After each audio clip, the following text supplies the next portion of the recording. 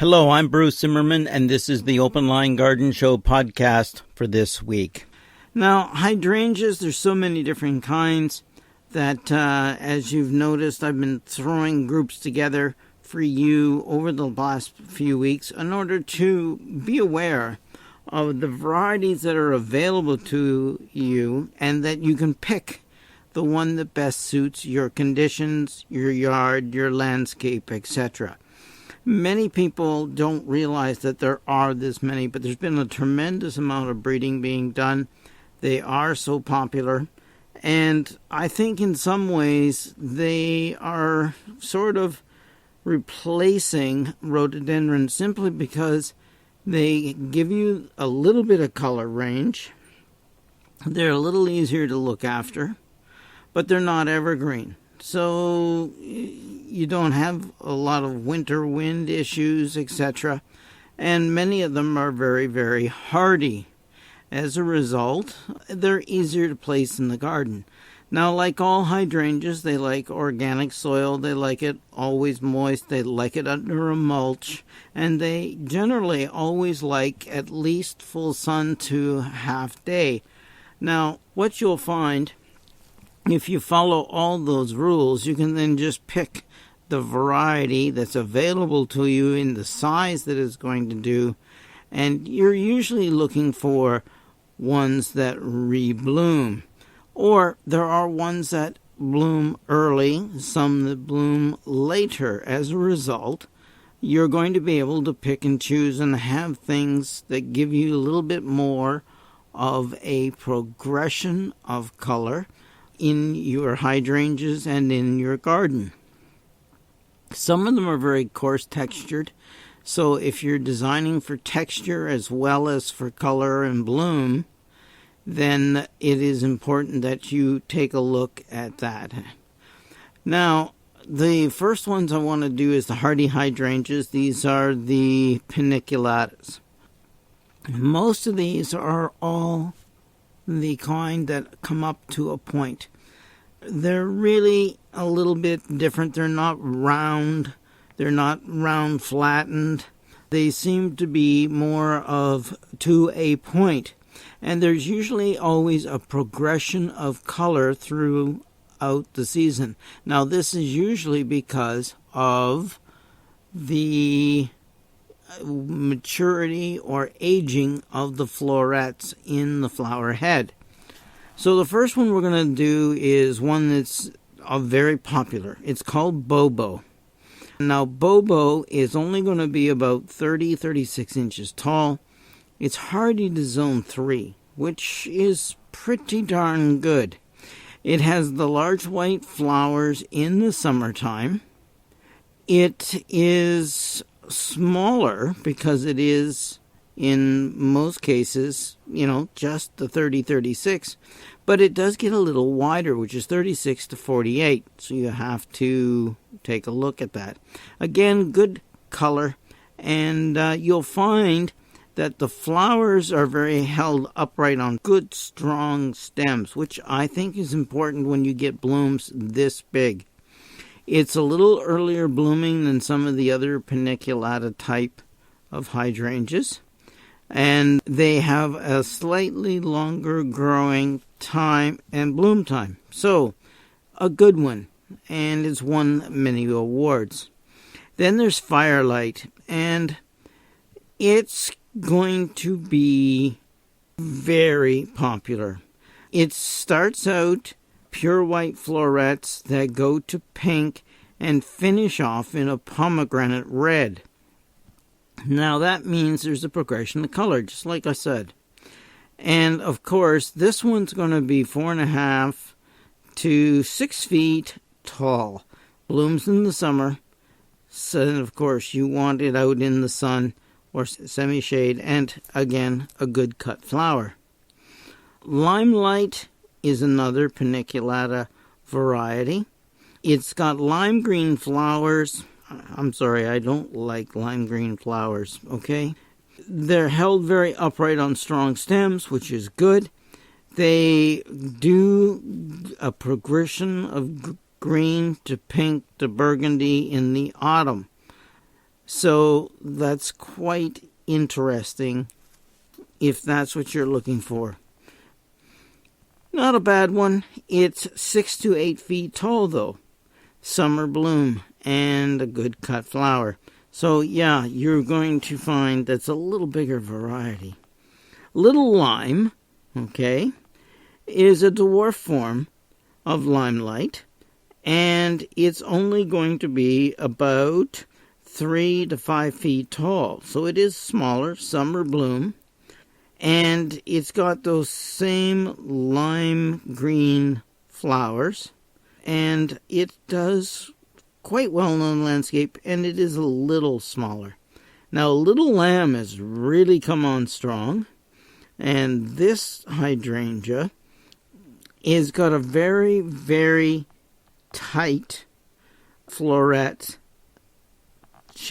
flower head. It's still going to give you your cone, and it's still going to be white, and it's going to be a little bit more compact, the plant itself, but the flowers are also the same way. So it gives a nice thick look to it. So that's good, and people will find that they will like this one. 4 to 6 feet, summer bloom, good cut flower as well. Now, Little Quickfire is interesting. It's an early bloomer than the original Quickfire. It's a little more dwarf, which means it's 3 to 5 feet. The flowers age to a deep burgundy red, and they change that color before most other hydrangea or paniculata varieties of hydrangea have even started to bloom. So it is really quite early bloom. Compact, neat, may also do well in a container since it is hardy like the rest of these to zone 3. Mega Mindy is a white hydrangea. The blooms are upright, very strong. They change from the blooms from white to pinkish red in the late summer. Compact habit, which is good. You're looking at 4 to 5.5 feet. Summer bloom, hardy to zone 3, and of course, good cut flower.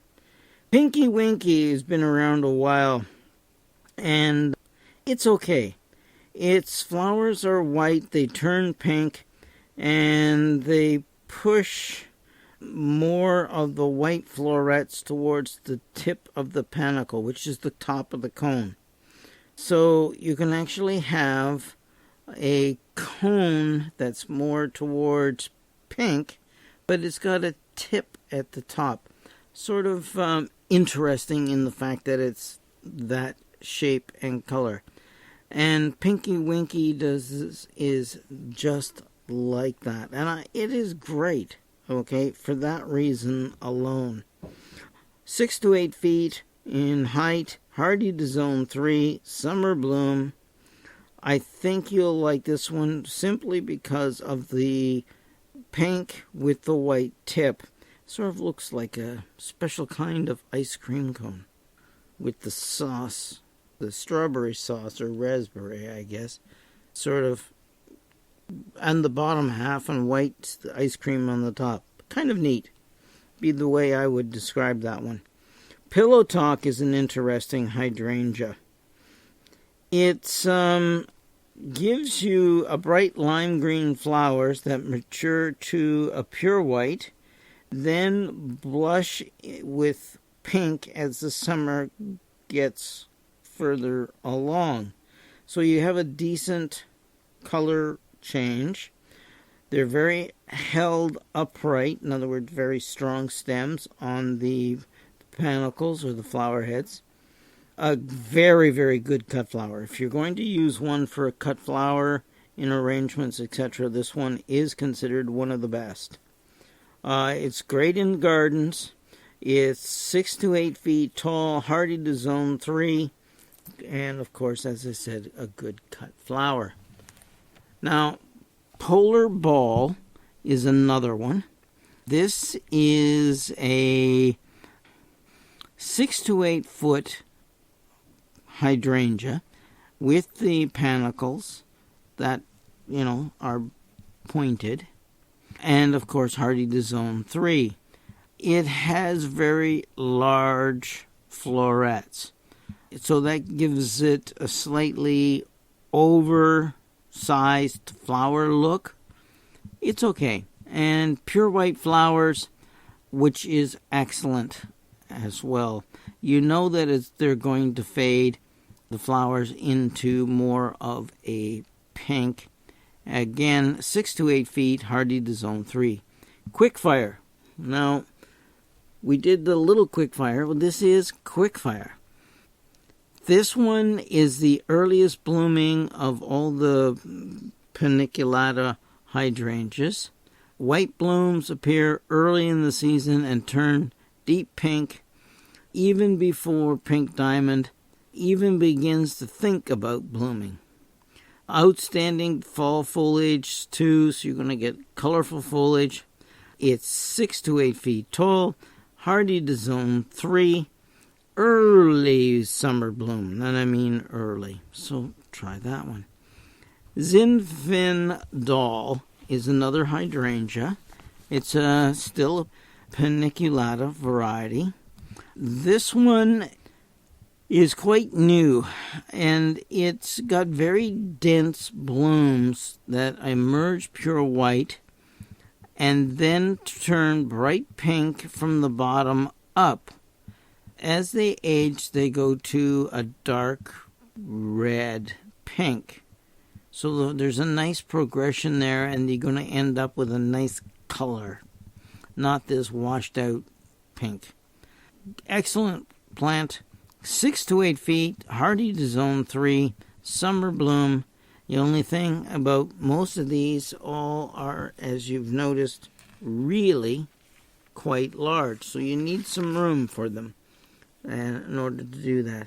Same thing can be said about many of the quercifolia hydrangeas. These are the oak leaf hydrangeas. Now, when I went to school, oak leaf hydrangea, there was a native one.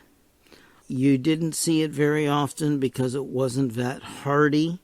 So, you go to New Jersey, it's a regular plant for people's garden. But that's when I was in school. Well, these ones are getting and have been bred to the point where they are much hardier.